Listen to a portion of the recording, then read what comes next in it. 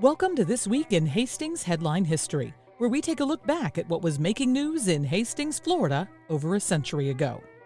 These are stories directly out of the pages of the Hastings Herald, which was published weekly in the early 1900s.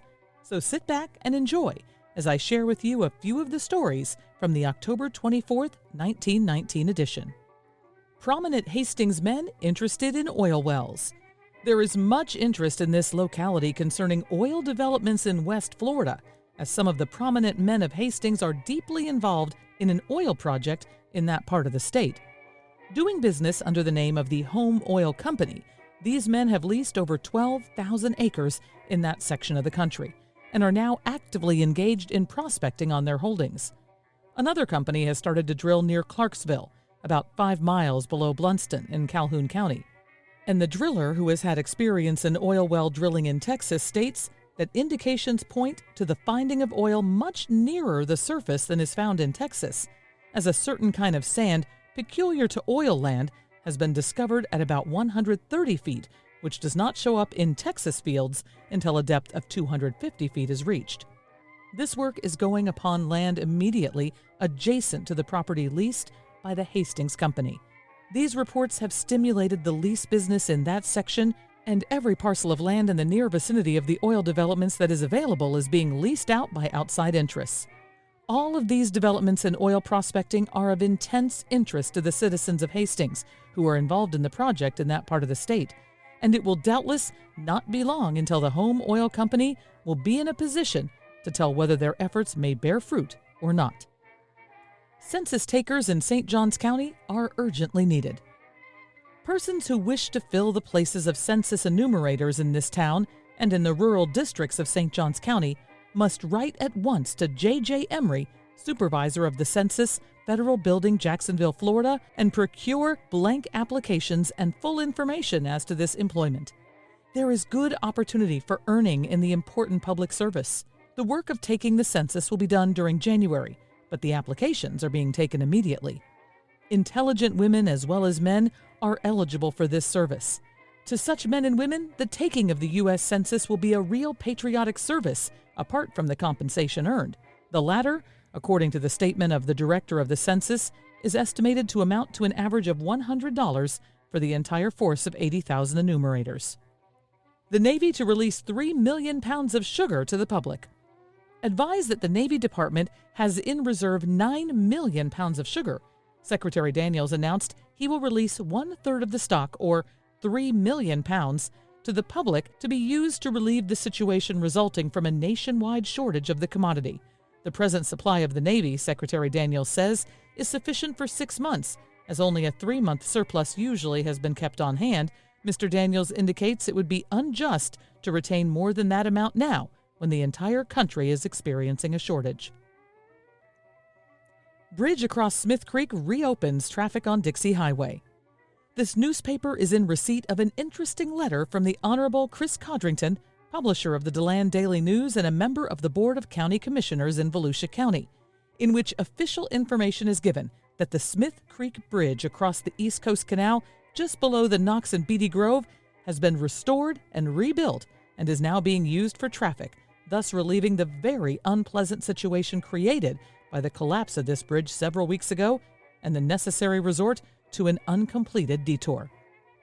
A local resident has reported on the bridge.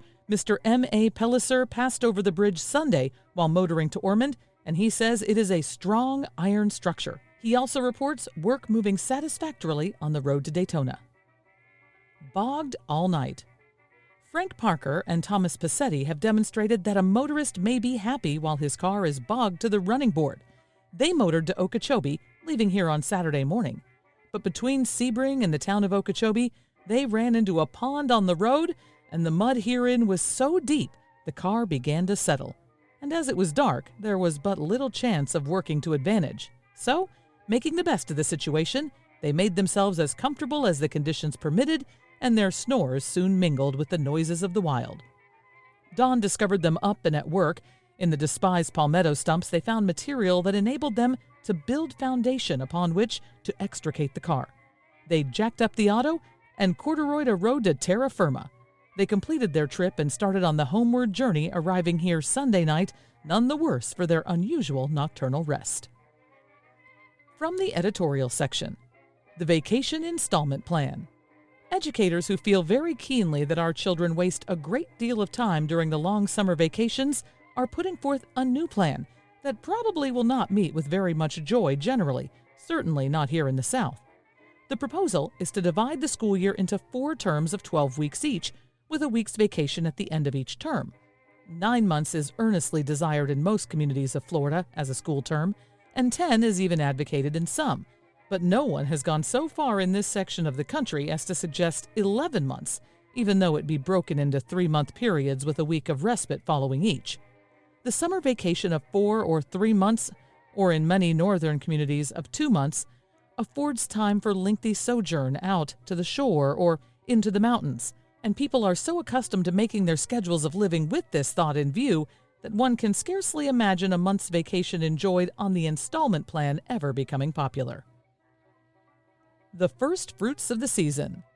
When we read of 150 carloads of citrus fruits being shipped from the southern part of the state, we hope that the oranges and grapefruits that go forth in such large numbers into the northern cities have been permitted to gather a little more of the Florida sunshine than have those displayed for sale in our local fruit stores. These are too much tinged with green to look as Florida's finely colored golden citrus fruit should look, and the placing of oranges and grapefruit on the market at too early a date is greatly to be deplored by those desirous of holding the standard of citrus culture in the state at the highest degree of perfection. The anxiety of some for quick returns on citrus crops, which permits the shipment at too early a date, is oftentimes detrimental to growers all over the state and cannot be guarded against too carefully. Usual acreage to be planted to potatoes. Charlie Kettle, who keeps his eye closely on the situation at Hastings and the potato belt in general, states that the farmers will plant the usual acreage during the coming winter. He estimates that about 16,000 acres will be planted. Heavy rains have retarded the working of the soil, but the farmers are taking advantage of the clear days to turn the ground, and if they are favored with a week or 2 of dry weather, they will get the fields in good condition. In the Hastings belt, the drainage facilities will be improved by the dredging of Deep Creek by a government dredge. Individual farms have also been given better drainage by deepening and clearing of ditches. Good prices for potatoes are assured, as the western crop has been a failure, and there has been very little storage for release in the spring. Ice is pure. A report was received this morning by the city manager from the State Board of Health on a sample of ice sent to Jacksonville for analysis. The report stated that no gas-forming organism was found. There were no intestinal organisms discovered, and the report concluded by stating that the ice is safe for human consumption from a bacteriological standpoint. Home talent. Rumor had it that after the busy season was over, the people of Hastings would arrange for some kind of a home talent entertainment. Now the time of year has come. It is just between seasons, but it seems that the subject has been dropped. There is nothing more entertaining than a good home talent show, one with spice and vim and lots of laughs. In the past, it seems that most of the local plays have indicated that Hastings' dramatic talent is decidedly above average and have always brought out a good crowd. If it is necessary, a set of costumes and other stage paraphernalia could be rented to enable the local talent to put on a show out of the ordinary. How about it? Had you thought it over this year? Sure, the proceeds can go to some of the societies or clubs here, and at the same time, furnish good, clean amusement. Safety First campaign is now in progress. Starting on Saturday, the 2-week Safety First campaign is in progress on the Florida East Coast Railroad as all other railroads in the United States. Every employee of the road has received a circular letter asking his cooperation in preventing accidents. Put on their mettle, the men learn to exercise excessive care in their work, and in this way, the habit of studying the cause and prevention of accidents is inoculated, and the beneficial effects of the 2 weeks campaign becomes permanent. The campaign will continue until the last of October. Chinese pass through. A train filled with Chinese passed through here on Saturday afternoon en route to Cuba. They are to work in the sugarcane fields. The Chinamen were closely guarded to prevent their escape from the train. They were brought across the continent from the Pacific coast, where they disembarked upon arrival from the Orient. Under an agreement between the United States and the Cuban government, the Chinese laborers are permitted to travel through the United States, but every precaution is taken to prevent their escape while in this country. I hope you enjoyed this week's edition of Hastings Headline History. This podcast was brought to you by Presenting the Past, bringing history back to the present through historic presentations and the sale of treasures from days gone by. This episode was produced by me, Michelle Murillo, with the aid of vintage copies of the Hastings Herald. And to wrap up this week in Hastings Headline History, how about a tune from the time? Here's Mandy by Van and Schenk. I was strolling down one evening by the silvery moon. I could hear somebody singing a familiar tune. So I stopped a while to listen. Not a word I wanted to miss. It was just somebody serenading, something like this. Mandy, there's a minister handy, and it sure would be dandy if we let him make a scene. So don't you linger, here's the ring for your finger, if it did a humdinger. Come along and let the wedding chime, bring happy time for Mandy and me.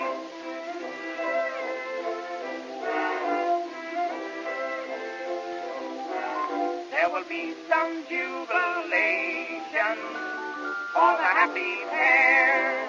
Yes, the best in all creation. Joy is in the air. There'll be music at the station for to speed them on their way. There will be some celebration on their wedding day. Oh, what a wonderful day to give the parson his pay. I'm feeling kind of nervous to hear the wedding service. Now we'll hear the wedding bells, soon we'll hear the baby yells. Wait just a minute, my dear, I had the ring never fear. What a fine ovation from all of our relations, the sister and brother, father and mother, and Mandy and me.